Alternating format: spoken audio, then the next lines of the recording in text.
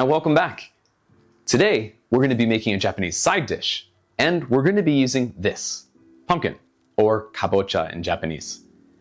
This can be found all year round, so you don't have to worry about autumn or the Halloween season to make this dish too.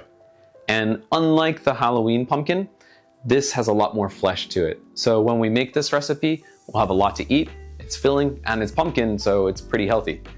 And also, this recipe only requires a couple of ingredients, so it's pretty quick, easy, and I think you'll be making this quite often.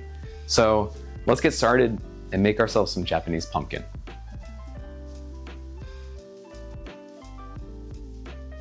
Okay, so first what we're going to do is just take our pumpkin and we need to clean it up a little bit. So we're going to take out the seeds, and all we're going to do first is just put a paper towel on your cutting board and get a spoon and just scoop everything out. It's just like Halloween, you know, when you're taking all the seeds to roast later to make your jack-o'-lanterns. That's all we're doing. And the paper towel is just going to make this cleanup really easy. Now you can clean your seeds and bake them or throw them away. It's your choice. But now that we have our clean pumpkin, what we're going to do is cut the outside a little bit. So take your knife and then just cut like I'm doing here. And this is going to help cook the pumpkin once we put it in the pot later. So just cut it. It doesn't matter how you cut it. Just make sure you take some of the outside off a little bit.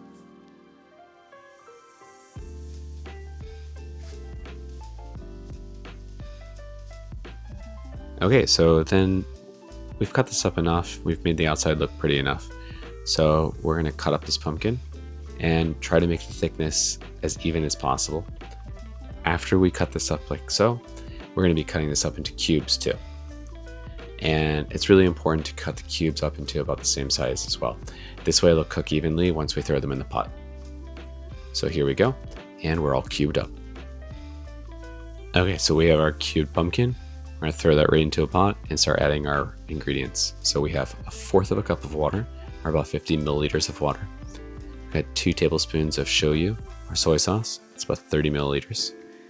We've got 2 tablespoons, or 30 milliliters of mirin, and finally 2 tablespoons of cooking sake, or nourishing. Put that on a high to medium heat, and then what we're going to do is just leave it there.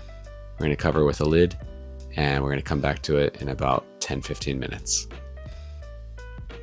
So after that, we're going to check and see if our pumpkin's tender. Should look something like this. Again, you can poke it and see if it's soft enough. If it's not, just keep it on the pot for a couple more minutes. And after that, we're just going to put it onto a plate. And I've got a little bowl like this. And again, just make sure it's soft enough. As you can see, it's kind of falling apart on me now. All right, so the last thing that we're going to be doing to this pumpkin today is we're going to be adding sesame. So we're using white sesame today. And the first thing I'm putting on here is ground white sesame. So if you have a mortar and pestle, you can just grind up some sesame and turn it into a powder. It smells kind of like roasted peanut butter.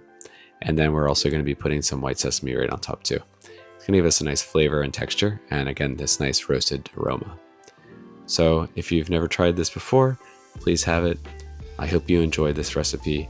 It's a great side. You can use it as a main dish too. Oops, it looks like we have a little bit of sauce on the table, so let's get that up. And thanks again for watching. If you like this recipe, try checking out the other ones. Remember to like, subscribe, and share with your friends.